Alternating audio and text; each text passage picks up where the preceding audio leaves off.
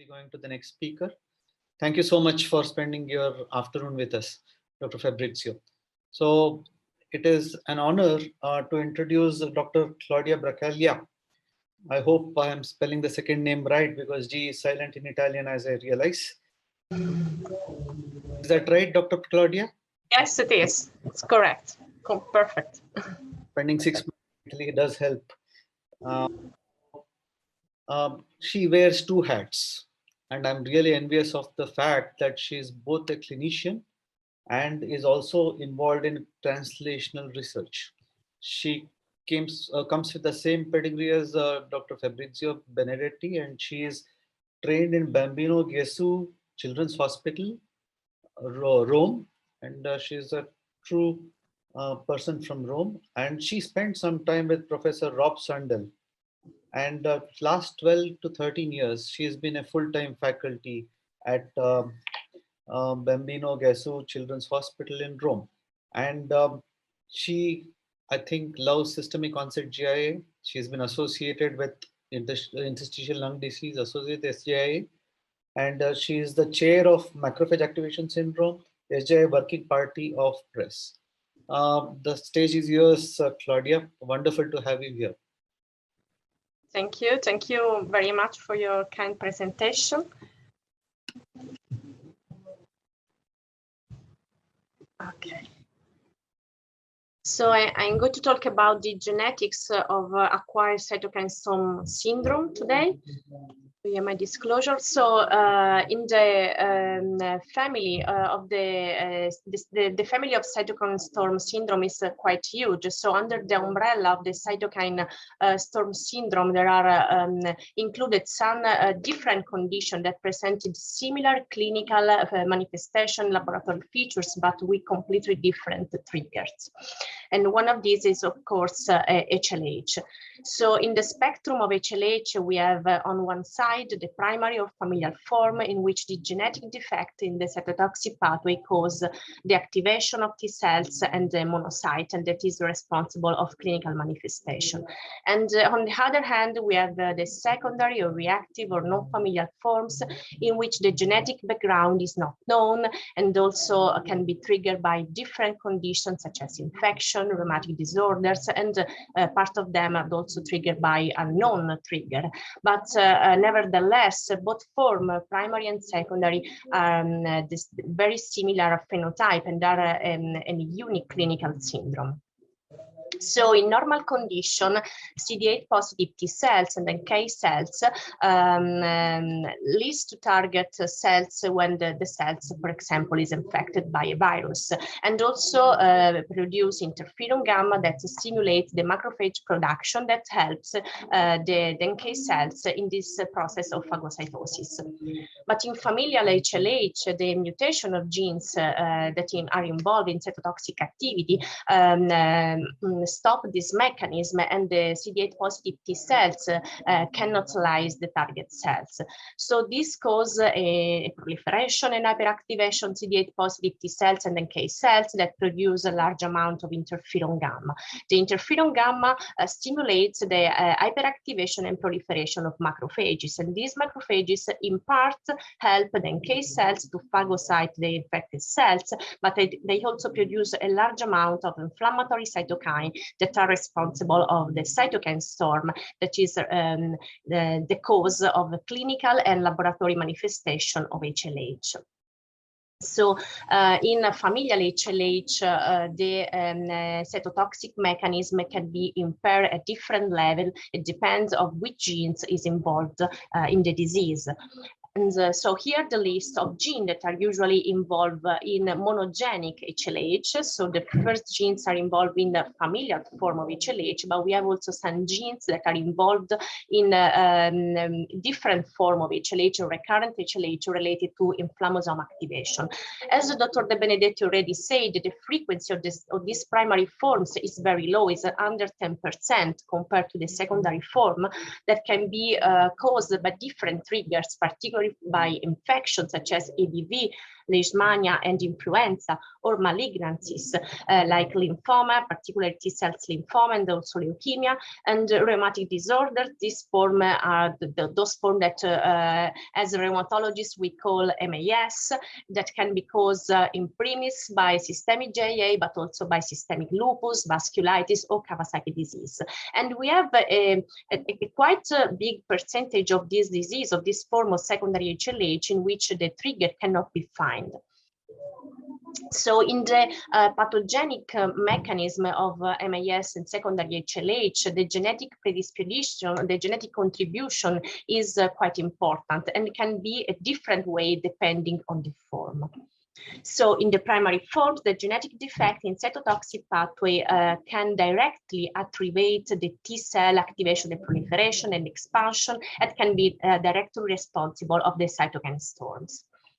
But in some condition, there is a genetic predisposition to macrophages activation, and these forms are two diseases that Dr. De Benedetti already presented, particularly the NLRP4 disease. This condition is an autoinflammatory condition characterized by early onset fever, rash, diarrhea, splenomegaly, and recurrent MAS HLH. So this patient produce a large amount of interleukin 1 beta and dilatin, but they also produce CXL9, that is a biomarker directly produced by interferon gamma. And the disease related to a defect in CDC42 is a very similar condition characterized by early onset cytopenia without inflammation and HLH. And also these patients are typically characterized by recurrent HLH and have high levels of IL-1 beta, IL-18, and also CXL9.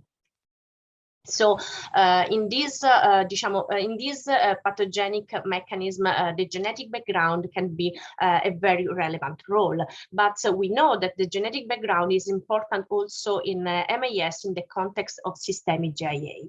So there are a number of studies of reports on the presence of heterozygous missense mutation in perforin-1 in patients with systemic JA complicated by MAS, particularly in European cohort. And the most common missense mutation in this population is the A91V, that have a dominant negative effects on the lymphocyte cytolytic function. And also defect in UNC13D and polymorphism in this gene were represented in patients with systemic JA complicated by MAS, and this was reported particularly in North American patients. And heterozygous mutation in both gene, perforin-1 and UNC13D, are believed to contribute to decrease the NK cell function. And defective NK activity and perforin expression have been described in patients with this systemic JA and MAS. And also mutation in other gene of familial-HLH have been observed also in patients with MAS and secondary HLH. So variants in LIS, syntacin binding protein 2, syntacin 11, and RAB27A. So number of patients with systemic JA and familial and MAS presented variants in these genes. But the genetic background is also important in other form of HLH. So in this report, Dr. Schulert collected data from patients with HLH secondary to influenza, so patients who died with HLH during the pandemic of 2009, and 36% of these patients presented an heterozygous missense mutation in LIST. And also out of 5 patients who died presented also a variant in perforin-1 gene. So the genetic predisposition can have a relevant role not only in MAS in the context of systemic JA, but also in HLH secondary to other triggers. So I would like to tell you the story of 2 of our patients. So this is the history of Riccardo, a patient who presented at us when he was 12 years old with persistent fever, diarrhea, vomiting, and rash, hepatosplenomegaly, and arthritis. His lab presented an leukocytosis with a mild increase, with an increase in transaminase and LDH, and also an increase in the dimer, CRP, and ferritin. The bone marrow biopsy show an activated macrophages with evidence of hemophagocytosis. So he started immediately immunosuppressive treatment with cyclosporine and methylprednisolone, followed by oral prednisone. But actually, his laboratory parameters did not improve, and ferritin going up and also the transaminases. So he need treatment with high immunosuppressive drug. He was treated with a weekly intravenous cyclophosphamide and dexamethasone with a progressive improvement.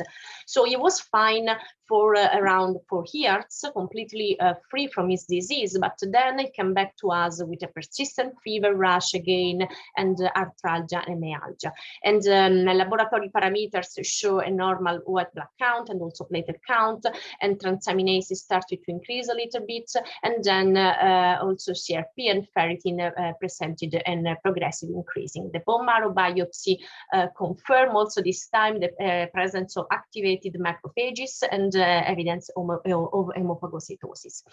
So he started immediately dexamethasone and cyclosporine with progressive clinical improvement. But this time we performed a genetic analysis and we found a single copy missense mutation in RAB27A. And the same mutation was found also in his father, that he was apparently healthy, but he had a history of high ferritin levels during his life.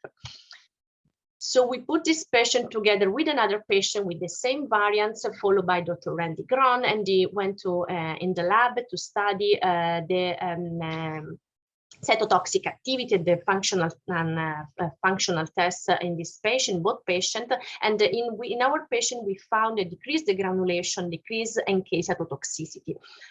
And this was demonstrated by the presence of inflammation that induced decrease in perforin expression. So the presence of IL-6 with the cells of the patient demonstrated a decrease in perforin expression.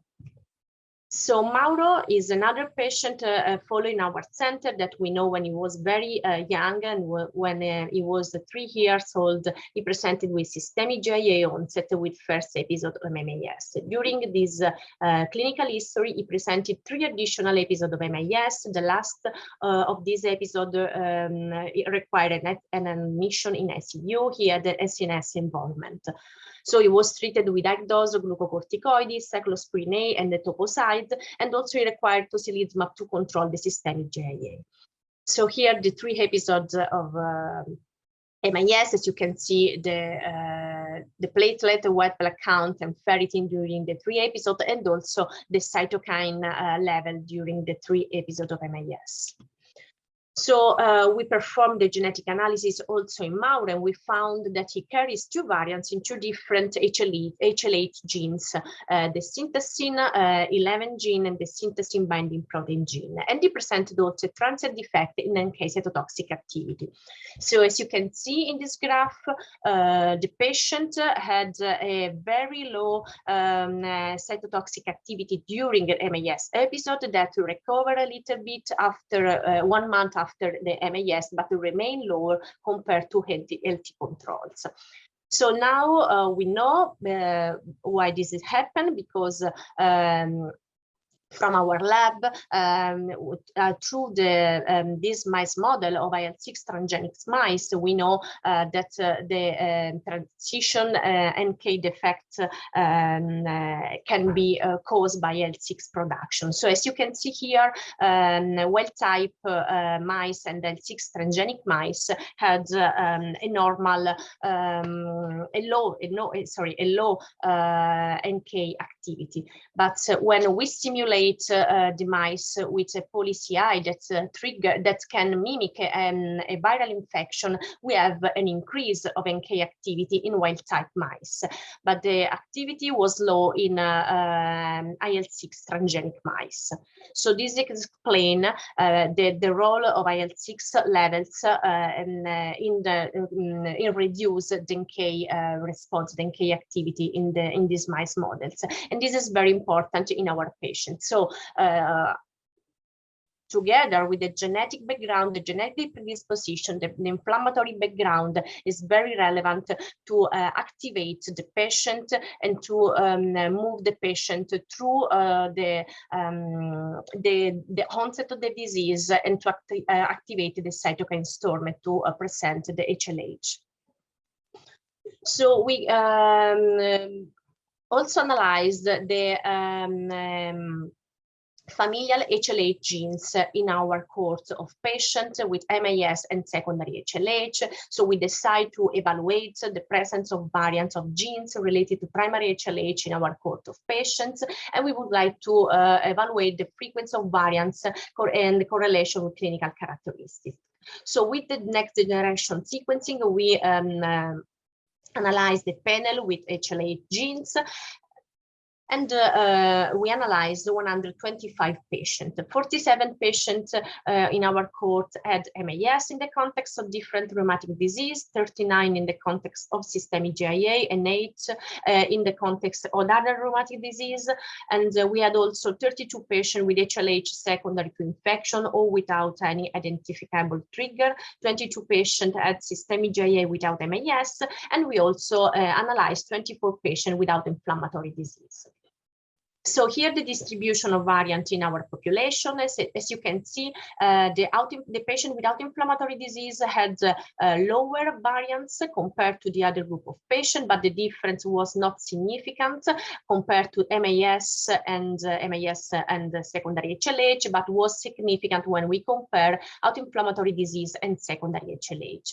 So here the patient with more than one variant, so again, patient without inflammatory disease and had less variance compared to the other groups, but the difference was not significant. So here the variance in the different genes. So as you can see, in the different group of patients, the distribution of genes carrying variants was almost similar. We didn't find any relevant differences. We then look in particular to SGIA patients. We divided our group of patients in SGIA with or without MAS, and actually we did not find any difference comparing patient without variants and patient with one or more than one variants. And we then look at the correlation with clinical manifestation, particularly with disease severity and recurrence. So we look with relapse disease, CNS involvement, ICU admission, and death. And actually, looking at the MAS group of patients, we did not find any differences between patients who carry no variants or more than one variant. And the difference was not significant for any manifestation. And the same was for HLH. So again, we didn't find any differences between patients who did not carry any variants compared to patients that have more than one variant. But actually, if you look at the number, well, we found that patients with more than one variant presented more relapses of disease and more severe disease with more admission in ICU, even if this correlation is not significant. And so this is expected if we look at the mice model that Sepulveda reported some years ago, because it demonstrated that mice carrying heterozygous mutation in more than one primary HLH gene had a higher risk to develop HLH after a viral infection. This suggests that an accumulation of partial genetic defects may be very relevant for HLH. And there are also some data reported in patients with similar results. Moreover, looking at the data that the group of Randy Cron reported in patients with secondary HLH that demonstrate that the patient with variants in syntaxine binding protein had fatal outcomes, and we look at the variants also in our patient. And actually, we did not find any correlation between the presence of variants and survival in the MAS group, because as you can see, the only patient who died didn't carry any variants. And the same was the secondary HLH. We did not find any significant correlation between the variants and the survival. So in conclusion, data on genetics in secondary HLH are not conclusive. So the genetics plays a relevant role in the pathogenesis of secondary HLH, and the involved genes are many, but patients are few, because we need to divide them in different groups depending on the trigger. And it is like that different triggers may have a different genetic background. So I would like to tell you that we need still a long way to go to better understand the real role of genetic in the pathogenesis of HLH. And I would like to conclude to announce the first press academic course on Systemic GI and MAS that will be on March in Rome. The course will be hybrid, so you can join also virtually, and we are very glad to host you. And would like to thank you for your attention, and then I open for your question. Thank you. Thank you so much, Claudia, for a wonderful talk on eye-opener actually for combination of systemic onset GI and macrophage activation syndrome. So if the same question which I asked Fabrizio, now if you have a patient with a systemic onset juvenile idiopathic arthritis, and he has repeated macrophage activation syndrome, I'm reaffirming the question which has been asked by Dr. Narendra. So would you do a genetic testing in such a patient? Would it be helpful proving that there is a genetic fault? And if so, how? Yeah, so actually I do not do routinely the genetic analysis of HLH genes in patients with systemic GI and MAS, but if we have a patient very difficult with recurrent episodes, I would like to suggest to analyze the HLH gene to see if there is variants that can contribute genetically to the recurrence of the disease. Okay. And if we find a variant of significance in such a patient, question whether a bone marrow transplantation in such a patient will be useful to prevent repeated episodes of macrophage activation syndrome. Yeah, so actually I don't have an experience in this but yes, it could be an option. I would like to take in account the possibility, the opportunity to transplant a patient with variants, one or more than one variants that can recurrent MAS episode, dependent on the quality of life of patient. If the patient has very frequent recurrent episode, and if you need a very high immunosuppressive treatment, so the transplant could be an option, I mean. Okay. And if you have a patient with a macrophage activation syndrome, and we have done the genetic testing, and we find there are no suggestive genetic defects which can explain it, is it that there are some more genes which we are not aware might be causing the disease? Sorry, I don't understand well your question. Sorry. Now, if we have a child with a repeated macrophage activation syndrome, and we do a genetic analysis, and we don't find a gene at fault, which is supposed to be associated with a macrophage activation syndrome. So how do we proceed further? We need to send to a research laboratory like NIH or to Rome for the analysis? Yeah, I mean, so probably we don't know all the genes that are involved in HLH, so it is possible that we can find the variants responsible if there is one. If I have a patient with a recurrent MAS and the genetic analysis, at least for the primary HLH genes, is negative, I would like to go through a VULEXome or a more extended genetic analysis. Yeah.